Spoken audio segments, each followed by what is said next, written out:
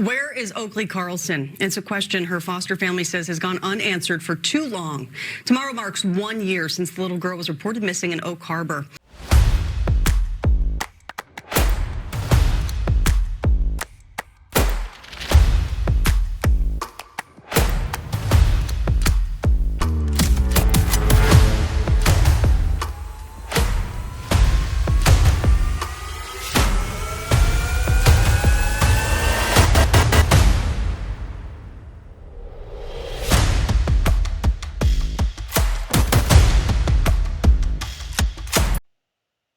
Hey guys, welcome back to True Crime with Shannon, where I cover missing persons, unsolved cases, crime news, and more. So I actually never covered little Oakley Carlson on the channel, and it's been a year, today. So I wanted to cover her because she is still missing, and I'm sure there are some others who are familiar with her face, as I am, but are not necessarily so familiar with her story. So I figured I would go through that in this video, and we'll get ourselves the timeline. We'll go through the timeline, and we'll get ourselves acquainted with Oakley Carlson, and start doing our part to hopefully find little 5-year-old Oakley Carlson. So this is going to be a timeline off of this local news, but I wanted to go through the poster real quick here. There's, of course, many posters, as there are with most of these missing children. So this is one that really stands out to me because it's got a lot of photos of Oakley. And so here's what the poster has to say. Missing child, Oakley Carlson. Oakley was last seen in Oakville, Washington. Grays Harbor Sheriff's Office says she hasn't been seen alive since January 27th, 2021. Law enforcement became involved on Monday, December 6th, 2021, when the school's principal asked them to check on Oakley's welfare. So today would be the day that they were asked to check on her well-being 1 year ago.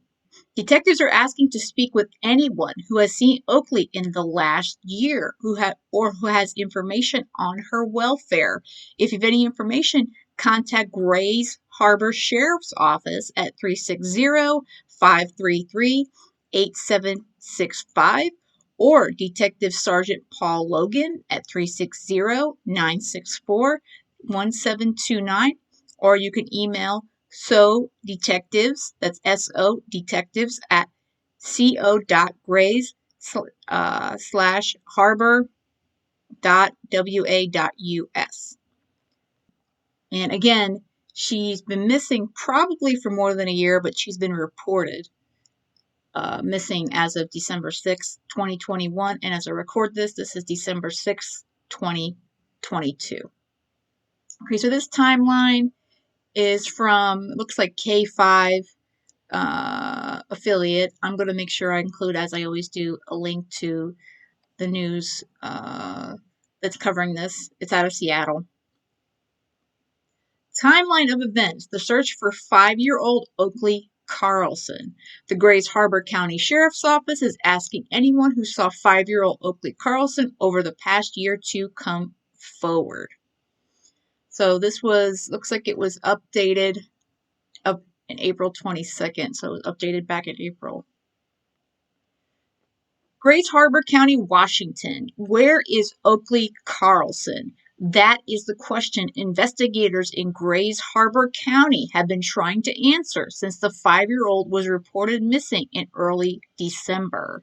Detectives believe the circumstances surrounding the child's disappearance are suspicious and, quote, criminal in nature, unquote.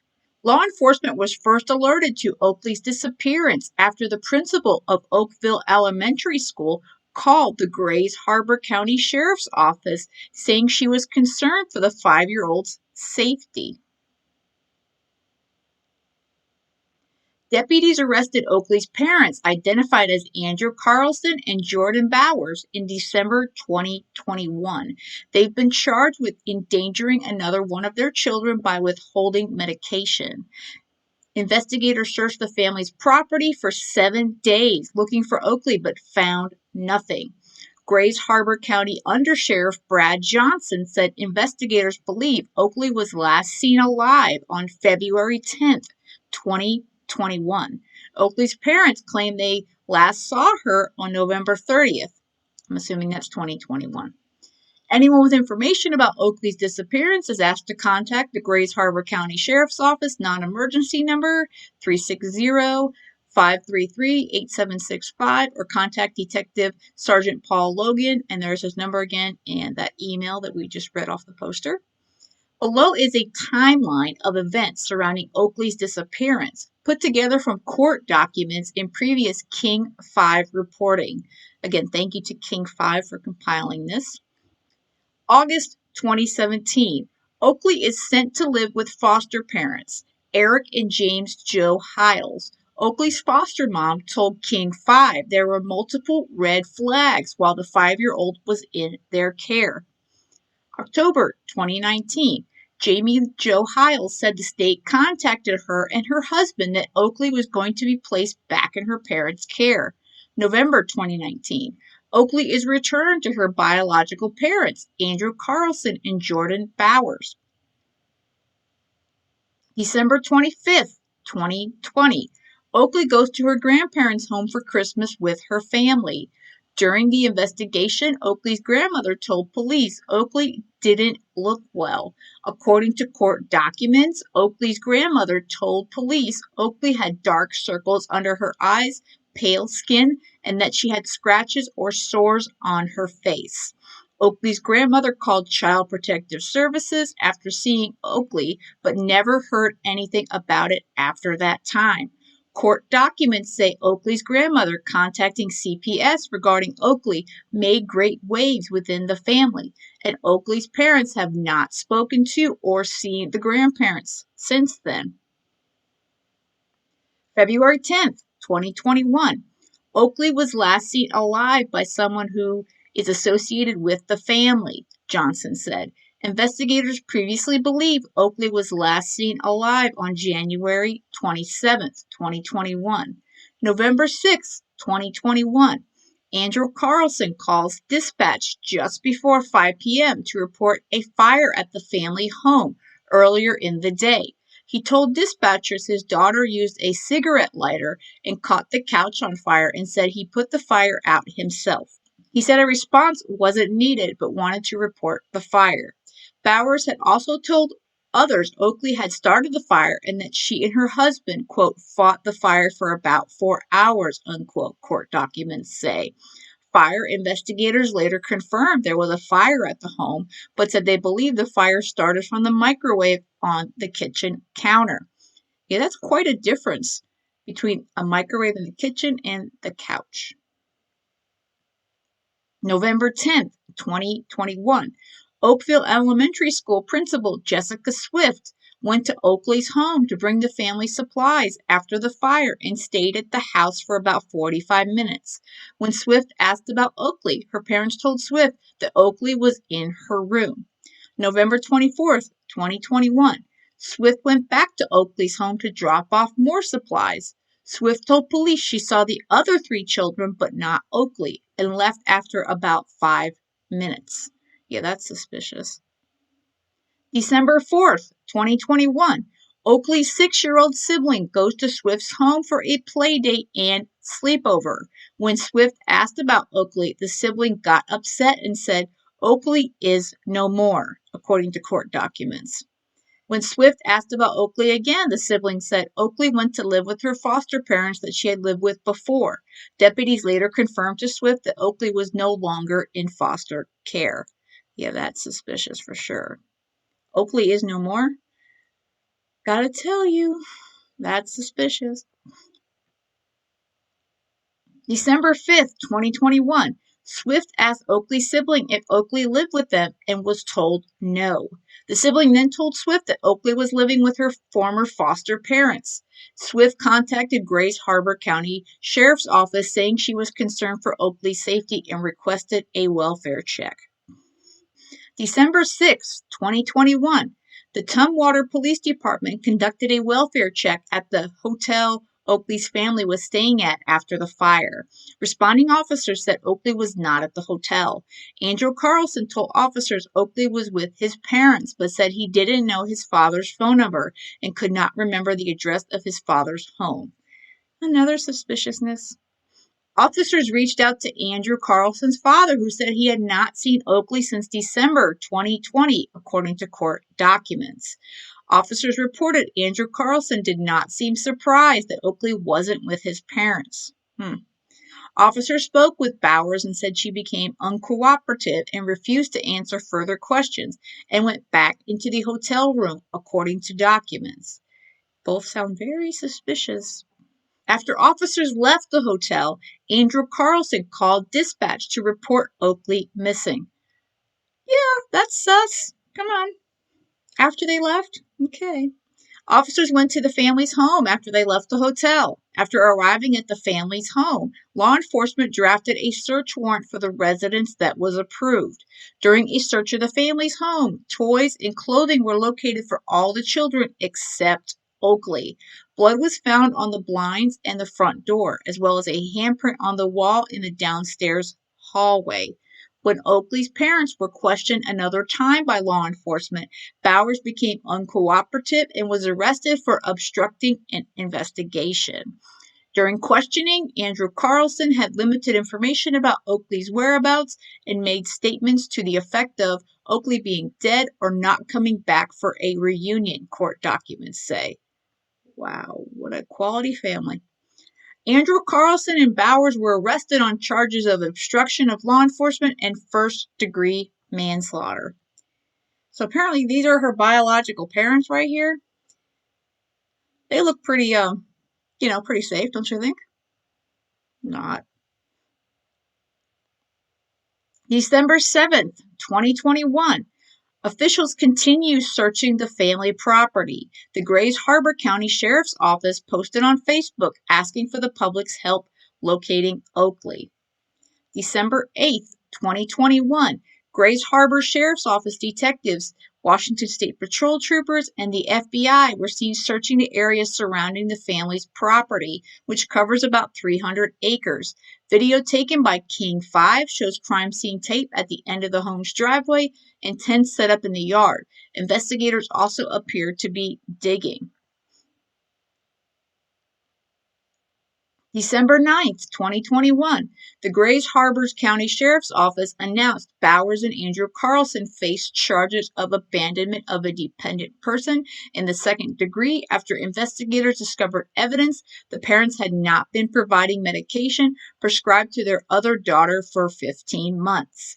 The medication is necessary for the 6-year-old's health, and going without it puts her at risk of physical impairment, which could eventually result in death, investigators said. Oakley's parents are no longer being held on the charge of first-degree manslaughter. Johnson said the ground search of the family's home and property was extensive, and the sheriff's office also brought in divers and aircraft. I am getting Harmony Montgomery vibes out of this one, that's for sure. December 12th, 2021. A Change.org petition pushing for new laws protecting foster children hits 2,000 online signatures.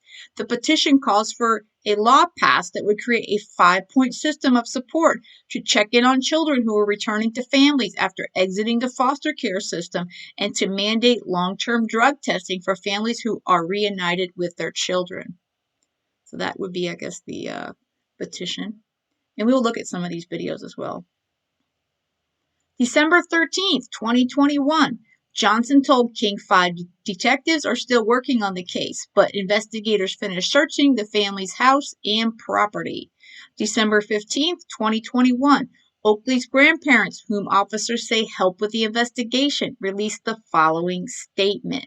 The Carlson family have been and continue to be fully cooperating with this investigation. Our only objective is to find our granddaughter Oakley. We're praying that Oakley will be found soon, and also for the multitude of good people working around the clock to make that happen. We ask that the media respect our privacy during this very difficult time, and we do not wish to make any further statement for now. Thank you. December 17th, 2021. The Oakley's Law petition ends with nearly 7,000 signatures. Rep. Mike Chapman of the 24th Legislative District, Oakley's district, gave the following statement to King 5. I met with Rep. Tana Sen and staff from the Washington State Department of Children, Youth, and Families, DCYF, today to discuss policy and budget options.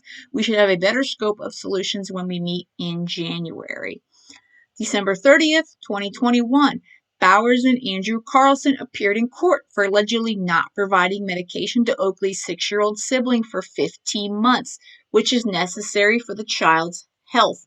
Grays Harbor County Superior Court Judge Catherine Skoboda found probable cause for one count of abandonment of a dependent person in the second degree against both Bowers and Carlson. Bail was set at $150,000. Bowers and Carlson are expected back in court for their arraignment on January 10th, 2022.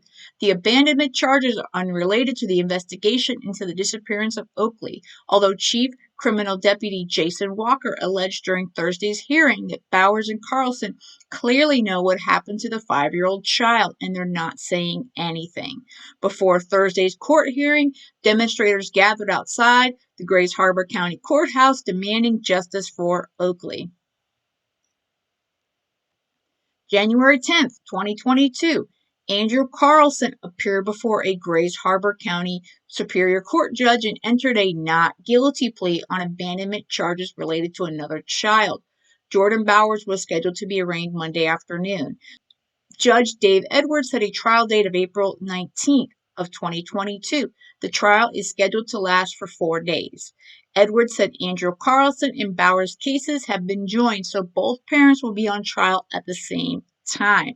Grays Harbor County Superior Court Judge Catherine Skoboda previously found probable cause for one count of abandonment of a dependent person in the second degree against both Bowers and Carlson.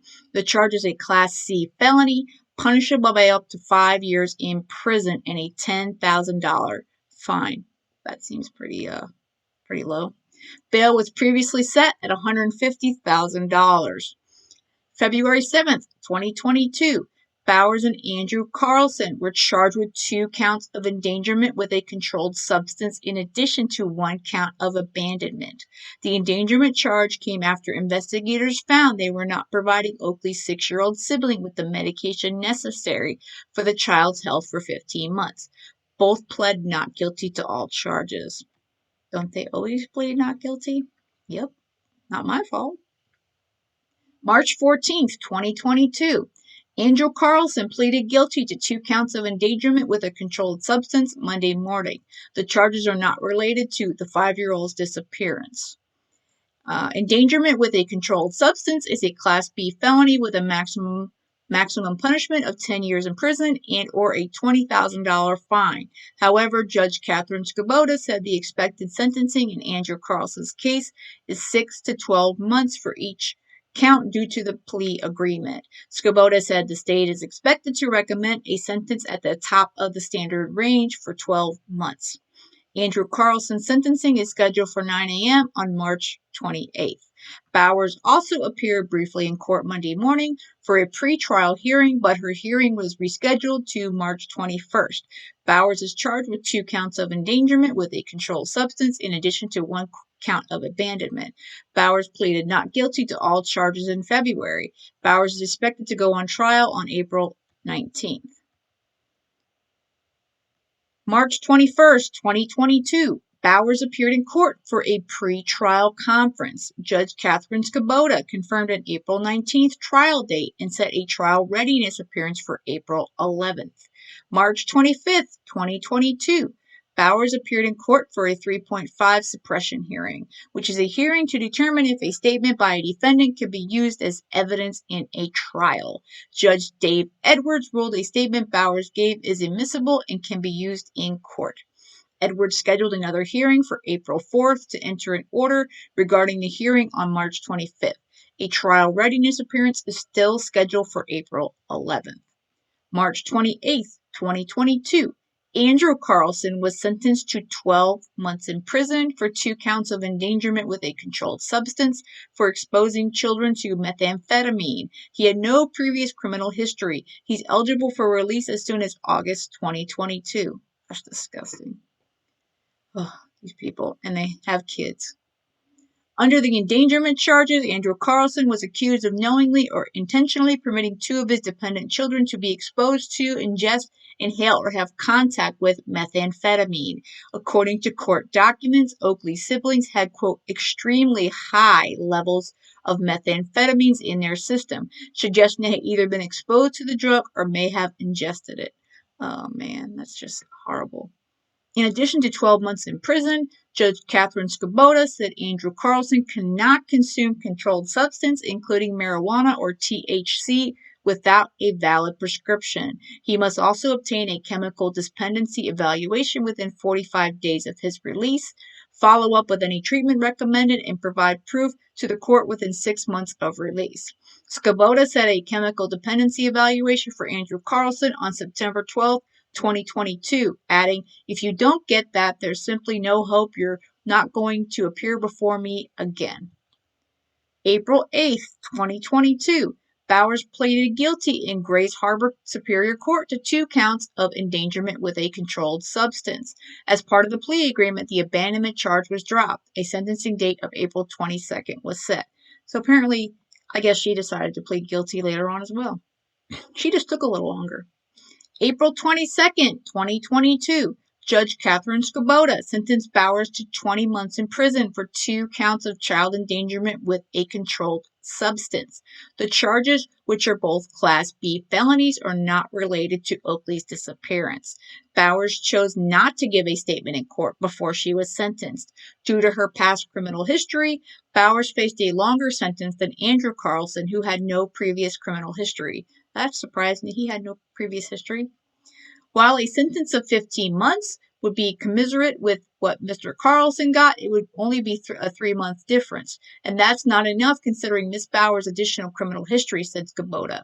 In addition to 20 months in prison, Bowers is not allowed to have unsupervised contact with non-biological children under the age of 18.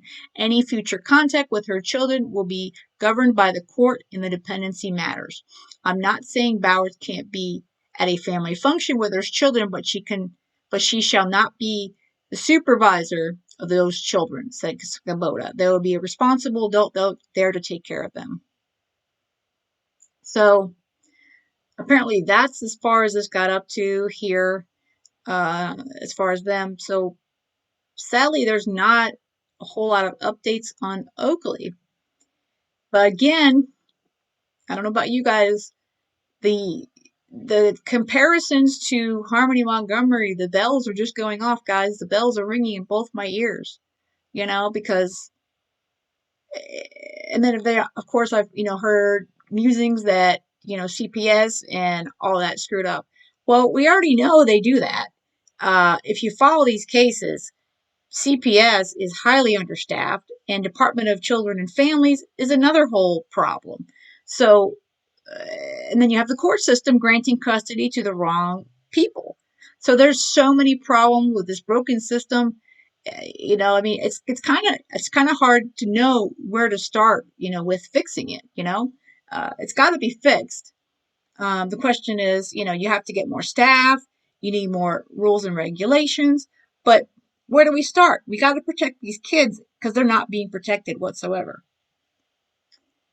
I'm gonna include this link so you guys can go through this as well. I'm gonna also look up and see what else I can get caught up on because this is pretty much through April, and we're talking now December of 2022. So here's a video. Let's check this one out. Parents of missing 5-year-old Oakley Carlson are now facing charges for allegedly mistreating one of their other children. This comes as we learn more about how the investigation into Oakley's disappearance started. Oakley had not been seen by anyone besides her parents for months. The school principal talking to her sister could tell that something was off. King 5's Erica Zuko is live in Oakville. And Erica, you spoke with the district. Yeah, and the superintendent says that they are really proud of the principal and their staff, glad that they were able to contact deputies so they could start looking into this. But of course, they're all really torn apart over the fact that Oakley is missing. Now, meanwhile, the parents appeared in court and the sheriff's office says that they are continuing to search and they're asking for tips. State of Washington versus Jordan Bowers. Jordan Bowers and Andrew Carlson faced a judge this week, now facing charges of abandonment for allegedly withholding medicine from one of Oakley's siblings. The state has filed a criminal charge against you alleging the offense of abandonment of a dependent person in the second degree. Did you receive a copy of that, sir? Yes, sir, I have. But in Oakville, where Oakley attended a preschool program for just 3 months during the pandemic, the focus is on the 5-year-old girl they're still hoping to see again. We were anticipating that Oakley would join us at some point. The preschool teacher actually has a cubby waiting for her if mom ever got her enrolled, and that never happened. So yeah, that primary staff down there does an incredible job at really individualizing, and so yeah, they're taking this a little hard because they really care about wanting to do the right thing for kids. Today, the search of this 300-acre property near the Carlson family's house continues. The sheriff's office says January 27th of this year was the last time someone aside from the parents reported seeing Oakley. Her parents claim they last saw her in November, but deputies are desperate for more tips from anyone who saw her between those times. It is unusual for the amount of exposure this case has gathered. I thought by now we would have gotten more information on Oakley and the last time she was seen, which unfortunately makes me even more suspicious. As they work to find that information, this community continues coming together, holding out hope. That's what I see out of this is a hard time for everybody. It's hard to think about this for a little person, and I see the community coming together and rallying. And the sheriff's office says that Oakley's siblings, a 2-year-old, a 6-year-old, and a 9-year-old, are in state care while their parents are in custody.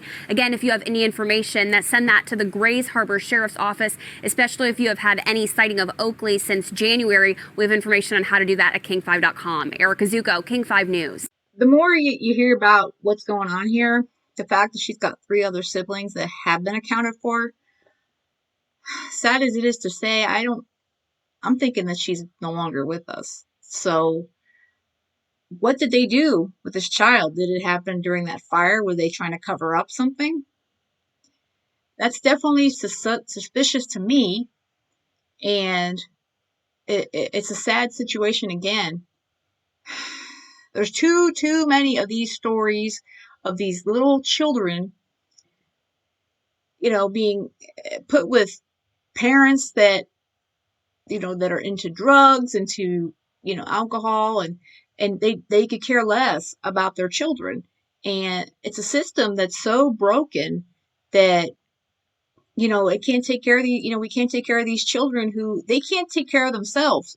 So we need to do something to help them. Here is a video of the former foster mom speaking about Oakley. So let's play that. We're about to hear live from the former foster parents of missing 5-year-old Oakley Carlson. It's not clear if anyone outside of her family has seen Oakley in about a year. Her biological parents are in a Grays Harbor County jail this morning as police now expand their search for the 5-year-old. They're searching the sprawling 300-acre property where the parents are living near Oakville in Grays Harbor County. The parents could be formally charged with manslaughter as soon as this morning. Here's what we've learned in the last 24 hours. The Grays Harbor County Sheriff's Office says Andrew Carlson and Jordan Bowers are charged for not providing the necessary medication to another one of their daughters, Oakley's older sister, who's 6. Court documents say that sibling told a school principal on Sunday that Oakley was, quote, no more. In the days that followed, police investigated. The family was recently displaced by a fire, we've learned, and moved into a local hotel. Police and witnesses have seen the couple's other kids, but not Oakley. The parents initially told authorities Oakley was staying with grandparents, but her grandparents say they haven't seen Oakley since December of last year. Now the parents say this is the last time they've seen Oakley. That was November 30th. Last night, the community of Oakville held a vigil for Oakley. Her former foster parents say they want the Department of Children, Youth, and Families to be held accountable. And the foster mother of those two, Jamie Hohiles, is joining us now live this morning on King 5 Mornings. This just must be heartbreaking, really. How are you? I'm good. Thank you so much for having me. I'm so glad you're with us this morning. We want to clear up a few things about this case, which is now really just coming to light in a lot of ways. Can you tell us about the circumstances of this foster care situation? So Oakley came to us in August of 2017, and we had her until November of 2019. Throughout that time that we had her, there were multiple red flags. So there were times that I would contact CPS and say, hey, I'm concerned about this. And they would kind of say, well, we'll investigate it. We'll look into it. And even after she did go back, there were times that I would hear something in the community and I would reach out and say, I'm concerned about this. And I don't know if I never had any follow-up, which I'm not necessarily expecting there to be follow-up, but I'm just disappointed that the times that I did follow up, that there still was no kind of resolution to this. And this probably could have been avoided. What can you tell us about why Oakley was put back into the custody of those two? What did the state tell you about why they may have been given a second chance or whether they deserved it? I don't know 100% as to what the state standards necessarily are. I just know in our case, once those parents started to get their acts together and be clean and show that they could, I guess, be fit parents, that just checked all of a sudden those boxes, even if it was a very fast decision to return Oakley and her siblings. Did you feel that it was appropriate to give Oakley back? No. And even if, so we were told in October of 2019 that she would be returning. She, at that point, hadn't had a full overnight visit yet. And by November of 2019, she was placed back permanently. That's incredibly fast on a child. And that's very traumatic to go from full-time with my husband and I to full-time with Jordan and Andrew. And so I understood, yes, she might transition back, but could we just do it slower? Could we not, can we not do it where we scare her, where she's traumatized from this? But that didn't even seem to be an option either. And we have asked the state Department of Children, Youth, and Families about this. They have not commented to us specifically on this case. Overnight, we also learned that this couple was charged with abandonment of Oakley's older sister. What kind of warning signs have you seen in regards to that? I personally don't know, since I didn't foster her older sister. Okay. But I feel that sounds pretty much right in line. That sounds pretty much right in line with the neglect. And honestly, it's sad to say that I am not surprised. Why do you say that? I think just because when we had Oakley, there were some red flags that I noticed with parenting. And when I would bring it up, it was just kind of they're trying their best. They're trying to do everything that they can. But I just know that if I was doing the best that I could as a foster parent, it wouldn't have been sufficient. What do you want to say, I suppose, to the state, which clearly had a role here to play? Is there a message, or should there be some other guidelines they should be following? What needs to change specifically in this case? So what I'd like to just say is that, first off, I'm really angry and disappointed. Every day since this has started to happen, I have just grown more bitter and sad, especially reading more of the news reports and documents that have come out. I'm just sick to my stomach about it. And most of our family is too. I can't tell you how many family members have been like, how could this ever happen? I think they need to completely reform. I think that they need to completely change how they're working from the ground up. And that just means that you're going to have to do more checks. You're going to have to spend more time following up on children, making sure that they're safe in the homes that you just return them to. You're going to have to not necessarily just look at a child and see, okay, yes, they're in the room. You're going to have to go look over at them and have private interviews with them and make sure, are they safe? Because you never know what that child is being told, what they can and can't talk about. Maybe they're being told to say, yeah, I'm fine. But like, I just, something was completely dropped here and it needs to be changed completely. Clearly. So many details in this case, and we saw your community of Oakville come together last night in a vigil. So many things were said about Oakley. What was she like? Oh my gosh, she was so fun. She loved to sing, loved to dance. I was watching some videos yesterday of her just grooving to Barbara Ann by the Beach Boys. That was her favorite song to dance to. She just was a funny kid. Like, she would just say funny things, and just all around just a complete blessing to us.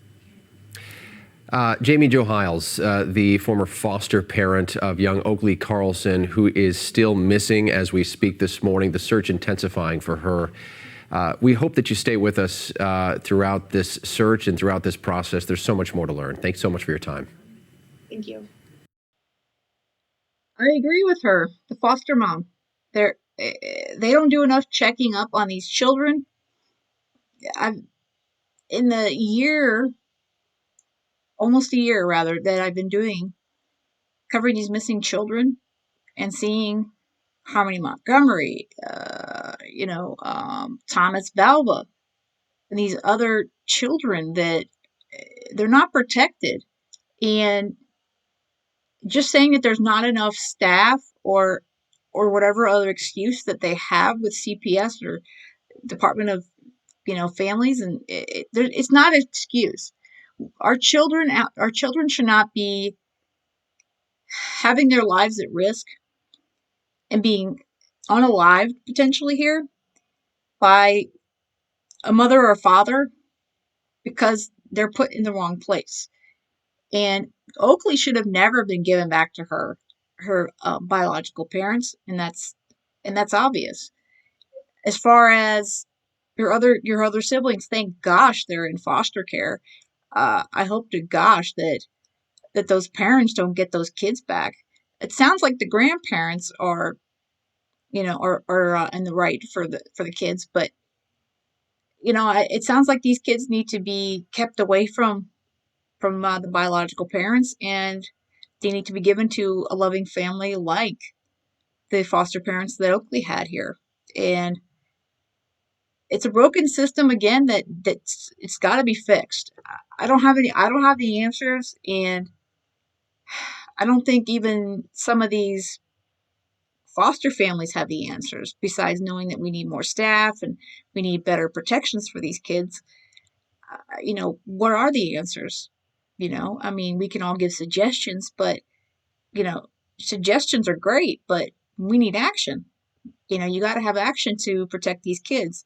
And if they're not protected, and you also have judges giving custody of these kids back to their parents. I mean, they gave Oakley back, like she said, to the biological parents. She didn't even have overnights or any periods of time that was a transitional period. And you had Harmony Montgomery, who was given back to her father, and by a judge and he barely knew her. And you have Thomas Valva, who was given to his father, and the same thing like his brothers. And the mother was fighting him because he had more resources and because he was a police officer with New York. He used that to his advantage. So the system is screwed up, and this has got to stop. It's bad enough that we have kids that are abducted that run away or whatever have you, but when you've got children that are unalived by their mom and dad, or mom or dad, it's got to end. There's no reason for that whatsoever. So I'm gonna continue to cover Oakley here. I wish I would have gotten on her case sooner. It's another sad one, and unfortunately, you see one or two. There's 10 more where that came from. It's sad, and beyond that, I don't know what else to say. So Again, I'm going to continue to cover this. I'll probably do another video in the next week on this one. I want to get us more caught up on the timeline here. And but she's been missing officially for a year as of today, December 6th of 2022. And they believe she was missing for probably 6 months at least before that. So officially reported missing a year ago today. So what happened to Oakley Carlson? That's the question. All right, guys, I want to thank you for checking out the video. If you do me a favor on your way out, hit the like button.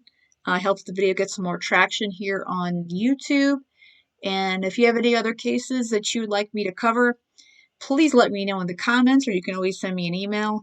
And also, if you have any missing persons posters, you can always drop them to my email or tag me on Twitter or wherever have you. All my information is always in the information of every single video. That said and done, I hope you guys have a great rest of the day and stay safe.